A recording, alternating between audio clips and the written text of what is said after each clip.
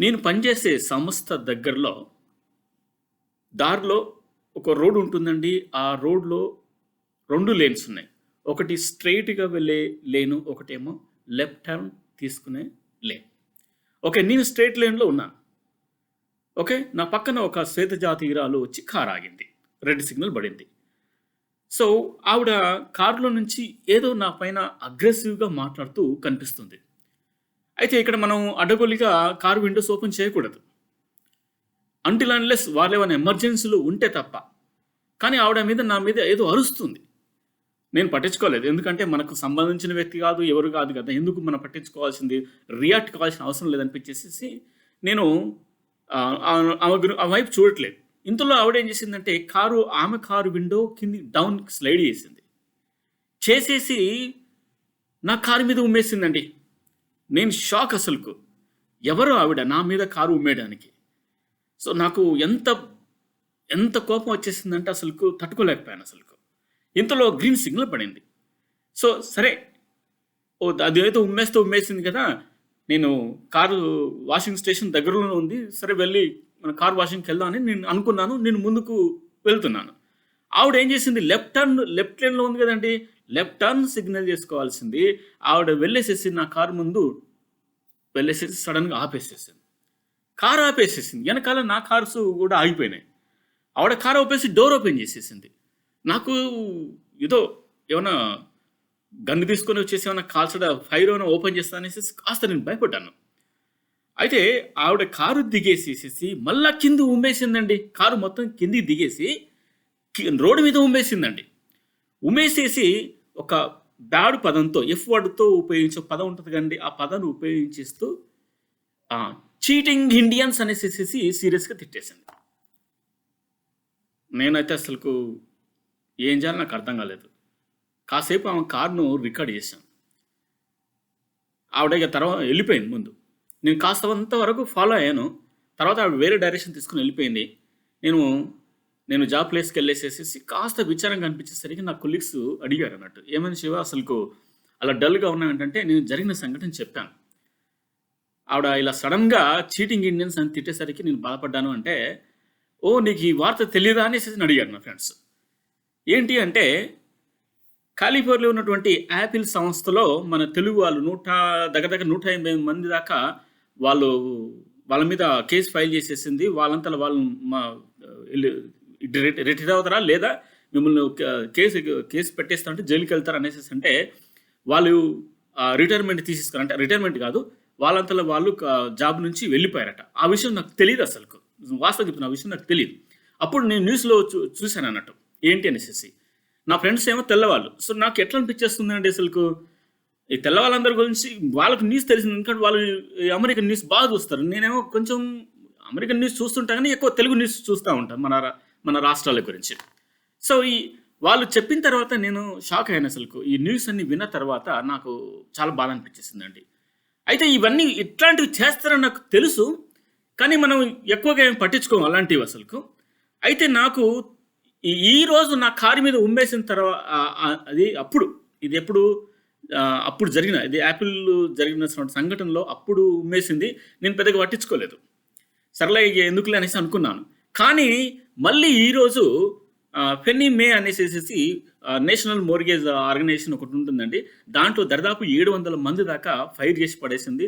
అందులో 200 మంది మన ఇండియన్స్ ఉన్నారు. ఆ 200 మందిలో కూడా తెలుగు వాళ్ళు ఎక్కువగా ఉన్నారనేసేసి ఇప్పుడు వార్తలు బయటకు వచ్చేసేసి ఎందుకు ఈ విధంగా అవుతుంది అనేసి అప్పుడు నాకు కొంచెం నేను మీతో షేర్ చేసుకోవాలనుకుంటున్నానండి అసలుకు. సో, ఇది మనం విదేశాల నుంచి వచ్చినప్పుడు అసలు అమెరికన్స్కి ఎట్లా ఉంటుందో తెలుసా, ఇండియన్స్ అంటే బాగా కష్టపడతారు, చాలా న్యాయంగా ఉంటారు, చాలా ఫెయిత్ఫుల్గా ఉంటారు, చాలా న్యాయంగా ఉంటారనేసి వీళ్ళకు ఒక రకమైనటువంటి పడింది వీళ్ళకి ఇండియన్స్ అంటే. అందులో చూడండి, హైదరాబాద్ అంటే ఇక్కడ వాళ్ళకు చాలామందికి తెలుసు. హైదరాబాద్ అనేసి అంటారు. తెలుగు వాళ్ళ మీద వాళ్ళకి అపారమైనటువంటి నమ్మకం ఉండేది. ఇప్పుడు నేను ఉన్నాను అనుకోండి, నేను తెలుగు అని కదా, నేను చాలామంది నాకు ఉన్న ఫ్రెండ్స్లలో అమెరికన్స్ ఎక్కువగా ఉంటారు. చాలామంది తెల్లవాళ్ళే ఉంటారు. సో, వాళ్ళు నన్ను చూసేసి బాగా నమ్ముతారు, చాలా ఇష్టపడతారు. కానీ ఇలాంటి వ్యక్తులు ఇప్పుడు యాపిల్ సంస్థలో ఈ పెన్నీ మేలలో ఈ చేసే ఈ యొక్క బాగోతల వల్ల మన ఇండియన్స్ పైన అసలుకు అమెరికన్స్‌కి గౌరవం పోతుంది. నమ్మకం పోతుంది. అసలుకు ఇండియన్స్‌ను జాబ్‌లలో రిక్రూట్ చేసుకోవద్దు అనే ఒక ఆలోచనలోకొస్తున్నారు. సో, నేను ఇప్పుడు చూడండి యాపిల్ సంస్థలో మీకు ఆల్రెడీ తెలుసు.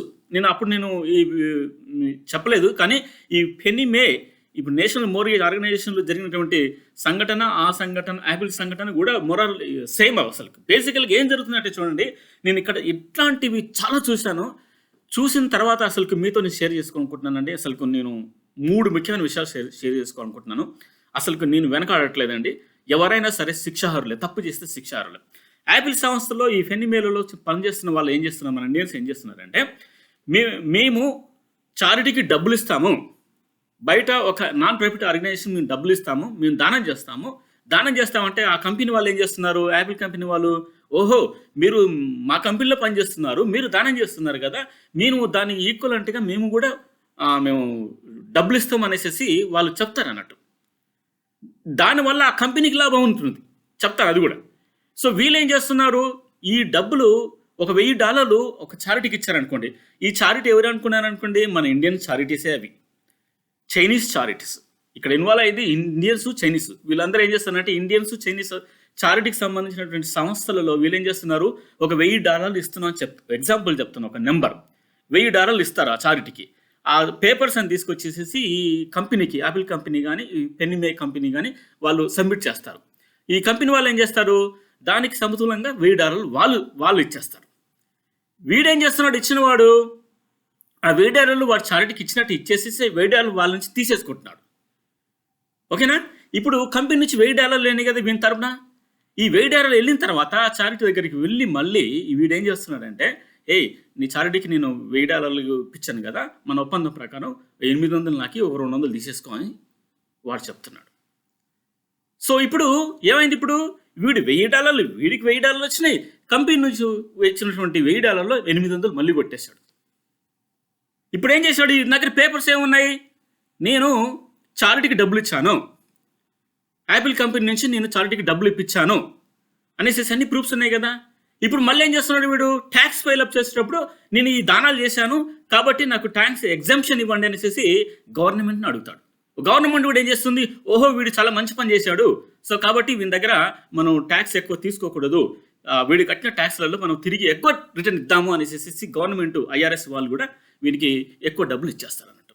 అంటే ఇప్పుడు చూడండి, వాడు చారిటీని మోసం చేశాడు, కంపెనీని మోసం చేశాడు, గవర్నమెంట్ని కూడా మోసం చేశాడు. IRS చాలా స్ట్రిక్ట్. నువ్వు ట్యాక్స్ ఫైలప్ చేసేటప్పుడు దొంగ లెక్కలు చూపిస్తావు అంటే అరెస్ట్ చేస్తారు అన్నట్టు. ఇక్కడ IRS చాలా స్ట్రిక్ట్ అండి. సో ఈ రకంగా IRS వాళ్ళు పట్టుకొని కోర్టుకు వీళ్ళు ఫైల్ చేశారు. దాని ద్వారా తెలుగు వాళ్ళందరూ కూడా చాలామంది వాళ్ళంతలో వాళ్ళు జాబు ఊడబీకుని వెళ్ళిపోయారు. అందులో మంచి మంచి పొజిషన్లో ఉన్న వాళ్ళు కూడా పోయారు. ఇప్పుడు పెన్నీ మే ఈ ఆర్గనైజేషన్లో కూడా ఇదే జరిగింది. ఇప్పుడు ఏంది చూడండి, ఎంతమందిని మోసం చేశారు వీళ్ళు. అరే నీకు జాబుదారునే మంచి డబ్బులు వచ్చేస్తున్నాయి, ఇంకా ఎక్కువ సంపాదించాలనేసి దేనికండి, నీతిగా న్యాయంగా ధర్మంగా బతకలేనప్పుడు ఎందుకండి నీ బతక అసలుకు. దీని వలన ఇక్కడ ఉన్నటువంటి ఇండియన్స్ కూడా చెడ్డ పేరు వచ్చేస్తుంది. ఎవరైనా ఇండియన్స్ వెళ్ళేసేసి జాబ్ ఇంటర్వ్యూకి వెళ్తూ ఉంటే వాళ్ళు మీరు ఇండియన్సా, మీరు చాలా తప్పులు చేస్తారనేసి మిగతా వాళ్ళకు కూడా అనుమానం వచ్చేస్తుంది. వాళ్ళు ఇండియన్స్ కూడా రిక్రూట్ చేసుకోవట్లేదు అసలుకు. ఇవి ప్రాబ్లమ్స్. అంటే ఎవడో కొంతమంది డబ్బాశకు పడి తప్పులు చేసేస్తే మిగతా ఇండియన్స్ పైన ఎఫెక్ట్ ఎలా పడుతుందో మీరు ఒకసారి ఆలోచించండి. ఇది ఎగ్జాంపుల్ 1. ఇది ఈ కంపెనీ వాళ్ళు కూడా మేము ఇచ్చాము, వీళ్ళకు చారిటీ వాళ్ళకు ఇచ్చామనేసి కంపెనీ వాళ్ళు కూడా ట్యాక్స్ ఫైల్ చేస్తారు. ఆ విధంగా ట్యాక్స్ ఫైల్ చేస్తారు. సో వాళ్ళు వాళ్ళు బోల్ డబ్బులు వస్తాయి కదా. సో ఈ రకంగా చారిటీకి ఇవ్వటం వల్ల వాళ్ళు కూడా ట్యాక్స్ తక్కువ కడతారు, రిటర్న్ కూడా వాళ్ళకి ట్యాక్స్ రిటర్న్ కూడా ఎక్కువగా వచ్చేస్తుంది. అది అంటే చైనీస్ వాళ్ళు, అమెరికన్స్ వాళ్ళు, అది మన ఇండియన్స్ కొంతమంది వాళ్ళ సంస్థలకి డబ్బులు ఇచ్చినట్టు ఇచ్చేసి తీసేసుకుంటారు అన్నట్టు. సో ఇది ఒక ఎగ్జాంపుల్ అండి. ఇక రెండో ఎగ్జాంపుల్కి వచ్చేస్తే, నాకు తెలిసి ఒక న్యూ జెర్సీలో ఒక ఇండియన్ కపుల్ అండి, భార్య డాక్టరే, భర్త డాక్టరే. వీళ్ళిద్దరు కూడా ఏం చేస్తున్నారు, వాళ్ళు ప్రాక్టీస్ అయిపోయిన తర్వాత వాళ్ళు సొంతంగా పెట్టుకున్నారు. అండ్ వాళ్ళ దగ్గర పేషెంట్లు వచ్చే వాళ్ళ దగ్గర నుంచి వాళ్ళకి చాలా నమ్మకంగా పనిచేశారు. చాలా చక్కగా పనిచేస్తారు. మన ఇండియన్ డాక్టర్స్ అంటే మంచిగా ట్రీట్ చేస్తారు. అది అంటే చాలా నాలెడ్జబుల్ మన ఇండియన్ డాక్టర్స్. సో ఈ రకంగా వాళ్ళు ఏం చేశారంటే రాను రాను వచ్చిన పేషెంట్స్కి ఎక్స్రే తీయకున్నా సరే, క్యాట్ స్కాన్ తీయకున్నా సరే, blood test, blood report work చేయకున్నా సరే, ఇవన్నీ చేసినట్టు వాళ్ళు రిపోర్ట్స్ వాళ్ళ దగ్గరికి పంపించారు. ఎందుకంటే అక్కడ ఉన్నట్టు ల్యాబ్స్ వాళ్ళయే, క్యాట్ స్కాన్ మిషన్స్ వాళ్ళే, ఇవన్నీ కూడా వీలే ఉంటాయి. కానీ ఏమి చేయకున్నా సరే ఇవన్నీ చేసినట్టు వాళ్ళు ఇది ఇన్సూరెన్స్ వాళ్ళకి మేము ఇవి చేసినట్టు పంపించటం, ఇన్సూరెన్స్ వాళ్ళ నుంచి వీళ్ళు డబ్బులు క్లెయిమ్ చేసుకోవడం మొదలుపెట్టారు. ఆ రకంగా వీళ్ళు నియర్లీ 2 మిలియన్స్ ప్లస్ డబ్బులు గవర్నమెంట్ నుంచి అంటే ఇన్సూరెన్స్ ఏజెన్సీ నుంచి డ్రా చేసుకున్నారు. ఈ విధంగా డ్రా చేసుకున్న తర్వాత వాళ్ళు ట్యాక్స్ పైలప్ చేసేటప్పుడు ఒకేసారి ఇంత అమౌంట్ ఎలా వచ్చేసింది అనేసి వాళ్ళకి డౌట్ వచ్చేసింది. సో అప్పుడు ఇన్సూరెన్స్ వాళ్ళు వీళ్ళ మీద నిఘా వేశారు. వీళ్ళ దగ్గరికి ఎవరైతే పేషెంట్స్ వెళ్ళారో ఆ పేషెంట్స్ దగ్గరికి సపరేట్గా వెళ్ళి, నువ్వు పలానా రోజున ఈ డాక్టర్ దగ్గరికి వెళ్ళావా? ఎస్ వెళ్ళాను. మరి ఆ రోజు నువ్వు క్యాట్ స్కాన్ ఏమైనా చేసుకున్నావా? లేదే. ఆ రోజు బ్లడ్ రిపోర్ట్ ఏమైనా చెక్ చేసుకున్నావా? లేదే. రోజు ఏమైనా ఎక్స్రే ఏమైనా వచ్చేసిందా నీకు అంటే లేదే. ఇలా దొంగ లెక్కలని వాళ్ళు పట్టుకున్నారు. అంటేనే FBI చెప్పారు. FBI వాళ్ళు వచ్చారు, అరెస్ట్ చేశారు. వాళ్ళ ఉన్న 2 ఇల్లులను మొత్తం కూడా లాగేసుకుంది. తీసుకెళ్ళి ఇద్దరిని కూడా భార్యాభర్తలు జైల్లో పెట్టేసింది. ఎఫ్ వర్డ్ ఉపయోగించేస్తూ చీటింగ్ ఇండియన్స్ అనేసి గట్టిగా అరిచిపోయింది ఆవిడ. నేనేమో నీతిగా న్యాయంగా ఇక్కడ బ్రతుకుతుంటే ఇప్పుడు నాకు ఎలా అనిపిస్తుందండి? నాకు అమెరికన్ తెలుగు వైట్ ఫ్రెండ్సే వచ్చేసేసి ఇట్లా జరిగింది మీ యాపిల్ కంపెనీలో, మీ వాళ్ళు ఈ విధంగా చేశారనేసి వాళ్ళు నాకు చెప్తూ ఉంటే నాకు ఎట్లా ఉంటుందండి అసలు? ఆలోచించండి ఒకసారి. అందుకనే ఇప్పుడు ట్రంప్ కూడా ఇండియన్స్ మీద బాగా కన్నేసి పెట్టాడు. ఏంటంటే కారణం ఇదండి. ఇక మూడో విషయానికి వస్తానండి. నేను ఈ విషయం ఇంతకుముందు నాకు తెలుసు కానీ షేర్ చేయొద్దు అనుకున్నాను. కానీ ఈరోజు అయితే ఈ తెలుగు వాళ్ళు చేసే పనుల వల్ల నేను షేర్ చేయవలసినటువంటి అవసరం వచ్చేసిందండి. కొంతమంది సమ్మర్ వచ్చేసిందంటే ఇండియా నుంచి నటీనటులను ఇక్కడ తీసుకొచ్చేసేసి వాళ్ళ చేత రకరకాల కార్యక్రమాలు చేపిస్తారు. That's well and good.